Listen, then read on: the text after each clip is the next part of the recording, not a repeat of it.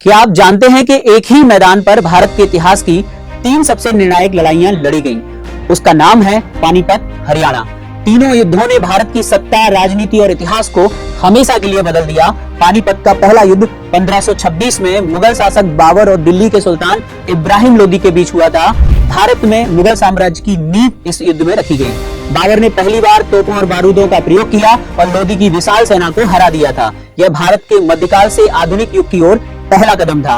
पानीपत का दूसरा युद्ध 1556 में अब सत्ता का संघर्ष था अकबर और हेमचंद्र विक्रमादित्य हेमू के बीच।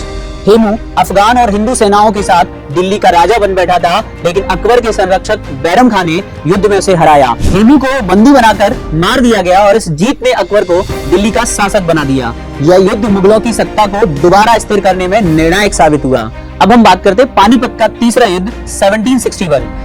इस बार मैदान में थे मराठा साम्राज्य और अहमद शाह अब्दाली। मराठा भारत की सबसे शक्तिशाली शक्ति बन चुके थे, लेकिन अब्दाली के साथ अफगान, रोहिल्ला और अवध की सेनाएं थी। युद्ध भीषण था, हजारों सैनिक मारे गए। मराठों की हार ने पूरे भारत को सदमे में डाल दिया और दिल्ली एक फिर असहाय हो गई। निष्कर्ष, पानीपत एक युद्ध क्षेत्र नहीं बल्कि सत्ता के सपनों की कब्रगाह बन गया। हर युद्ध ने एक नया युग शुरू किया। मुगल साम्राज्य की स्थापना, अकबर की सत्ता की पुष्टि और मराठा शक्ति का पतन।